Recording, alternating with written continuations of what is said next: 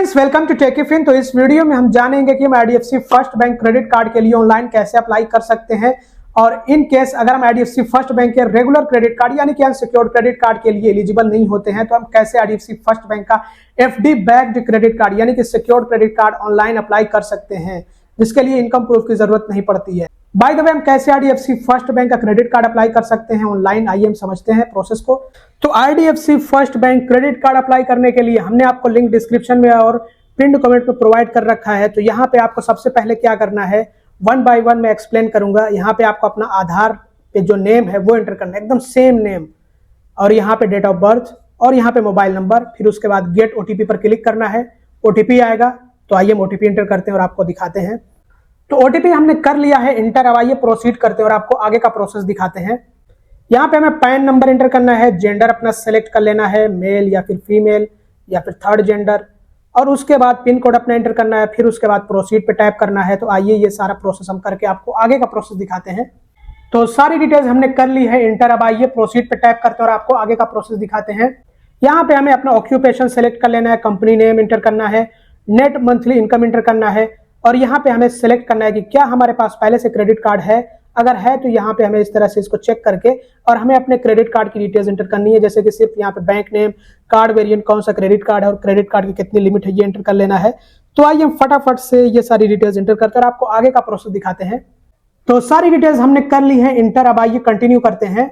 ये वाला प्रोसेस सबसे ज्यादा मेन होता है दोस्तों। अगर यहाँ पे आपको क्रेडिट कार्ड दिख गया तो फिर समझ लीजिए कि मिल जाता है, और अगर नहीं दिखा तो समझ लीजिए कि आपके लिए वाव क्रेडिट कार्ड है जो कि एफडी बैक्ड है, यानी कि एफडी के आधार पे मिलता है। तो देखते हैं कि क्या होता है। हो गया दोस्तों, एक बड़ा खेला हो गया है। यहाँ पे आप जैसा कि देख सकते हैं कि get your fix deposit backed credit card, मतलब कि हमें जो क्रेडिट कार्ड मिल सकता है वो एक रेगुलर क्रेडिट कार्ड नहीं होगा, या फिर हम ये कह सकते हैं एक अनसिक्योर्ड क्रेडिट कार्ड नहीं होगा, ये होगा एफडी बैक्ड यानी कि एक सिक्योर्ड क्रेडिट कार्ड। तो ये हमें मिल सकता है। तो आप चाहें तो इसको अप्लाई कर सकते हैं या फिर आप चाहें तो ना अप्लाई करें। ये वाव क्रेडिट कार्ड ये सही है क्योंकि ये लाइफ टाइम फ्री होता है, ठीक ठाक इसमें बेनिफिट्स भी मिल जाते हैं। जितना एफडी करेंगे उतनी आपको क्रेडिट लिमिट मिलेगी, बल्कि बहुत सारे लोगों को तो जितना एफडी करते हैं उससे ज्यादा क्रेडिट लिमिट इसमें मिल जाती है। ये डिपेंड करेगा कि आपका सिविल स्कोर कैसा है। तो यहाँ पे बताया गया credit limit up to 200% of the FD amount. और ये एक स्मार्ट अर्न क्रेडिट कार्ड है, ये भी एक एफडी बैक्ड क्रेडिट कार्ड है, लेकिन ये चार्जेबल क्रेडिट कार्ड है क्योंकि ये कैशबैक कैटेगरी का क्रेडिट कार्ड है। 1% इसमें कैशबैक आपको मिलेगा जो यूपीआई ट्रांजेक्शन्स होंगे, और बाकी दूसरे ट्रांजेक्शन्स पर भी आपको आधा % कैशबैक मिलेगा।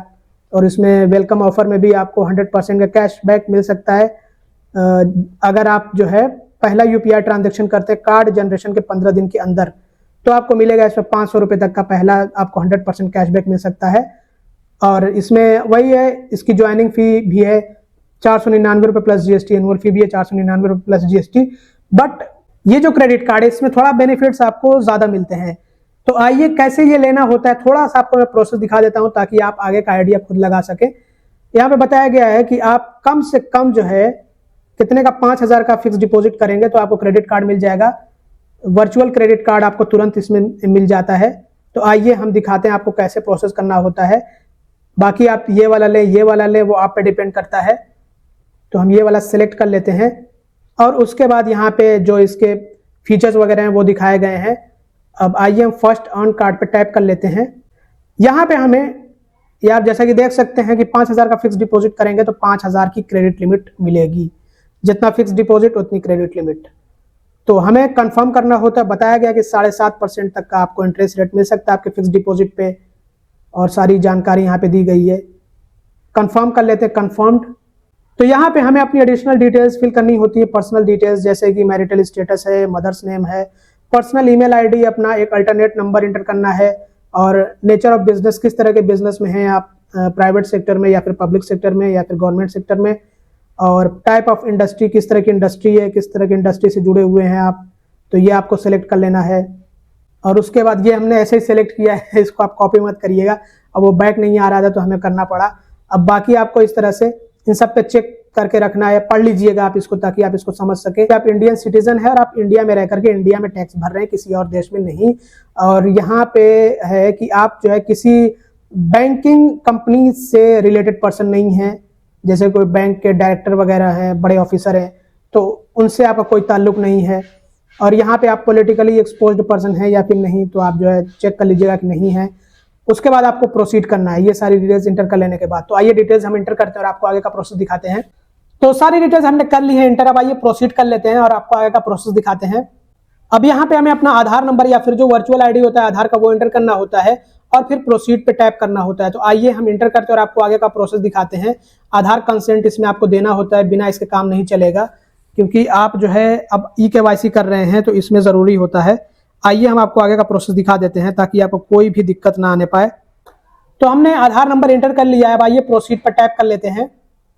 आधार से जुड़े मोबाइल नंबर पे आता है एक ओटीपी और वो ओटीपी हमें यहाँ पे इंटर करना होता है। तो आइए ओटीपी इंटर कर लेते हैं। तो ओटीपी हमने इंटर कर लिया, अब आइए सबमिट कर लेते हैं। तो हमारे आधार से हमारा जो एड्रेस है वो फेच कर लिया जाता है। अब यहाँ पे हमें टर्म्स एंड कंडीशन को एक्सेप्ट कर लेना और ये भी हमें एक्सेप्ट करना है कि हाँ, इसके लिए आपको जो ज्वाइनिंग फी है उसका पेमेंट करना पड़ेगा, और टर्म्स एंड कंडीशन आपको एक्सेप्ट कर लेना है इसको अच्छे से पढ़ करके, ताकि बाद में आपको कोई इशू ना आने पाए। अब इसके बाद आपको प्रोसीड पर टैप करना है, आइए हम प्रोसीड कर लेते हैं। प्रोसीड पर टैप करते हैं तो एक ओटीपी आता है और वो ओटीपी यहाँ पे आपको एंटर करना होता है। तो आइए ओटीपी एंटर कर लेते हैं। तो ओटीपी हमने एंटर कर लिया, अब आइए प्रोसीड कर लेते हैं।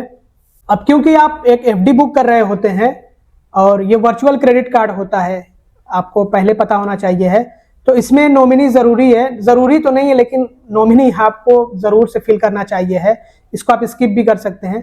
तो नॉमिनी की डिटेल्स आपको यहाँ पे एंटर कर लेनी है और उसके बाद प्रोसीड पे टैप करना है। बाद में भी चाहे तो आप इसमें ऐड कर सकते हैं, लेकिन एफडी कर कहीं पे भी आप पैसे जमा कर रहे हैं उसमें जरूर से आप नॉमिनी बनाइए। तो ये हमने डिटेल्स एंटर कर ली है नॉमिनी की, अब आइए प्रोसीड कर लेते हैं। अब मेन काम रहता है फिक्स डिपॉजिट का। तो फिक्स डिपॉजिट के लिए एक बैंक अकाउंट होना जरूरी होता है।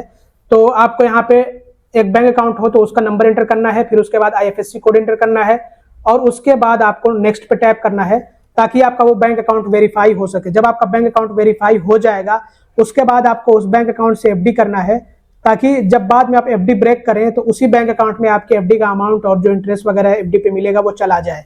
तो इसीलिए बैंक अकाउंट होना और उसको वेरीफाई कराना ये दोनों ही जरूरी होता है, और ये पता नहीं क्यों जो है फोकस से बाहर जा रहा है। तो याद रखिएगा, यहाँ पे आपको अकाउंट नंबर एंटर करना है, यहाँ पे आईएफएससी कोड एंटर करना है, फिर नेक्स्ट पे टैप करना है। तो हमने सारी डिटेल्स एंटर कर ली है, अब आइए नेक्स्ट करते हैं। अब हमें सिर्फ करना होगा एफडी, और जैसे ही एफडी हो जाएगा अब इसके बाद हमें वीडियो केवाईसी करना होता है। तो वीडियो केवाईसी का हमें लिंक मिल जाता है। तो वीडियो केवाईसी कंप्लीट होने के बाद आपका काम बिल्कुल पूरी तरह से कंप्लीट हो जाता है। अब यहाँ पे क्योंकि हमें ये क्रेडिट कार्ड नहीं बनवाना है, लेकिन इसका प्रोसेस हमने आप लोगों को समझा दिया है। अगर आपको ये क्रेडिट कार्ड अप्लाई करना हो तो इस तरह से आप इस प्रोसेस के जरिए से अप्लाई कर सकते हैं। बाकी अगर आपको आईडीएफसी फर्स्ट बैंक का अनसिक्योर्ड क्रेडिट कार्ड चाहिए है और आप पूरा प्रोसेस जानना चाहते हैं तो ऑलरेडी हमने इसके बारे में वीडियो बना रखा है, वीडियो आपको आई बटन में और इस वीडियो के एंड में मिल जाएगा, जरूर से देख लीजिएगा।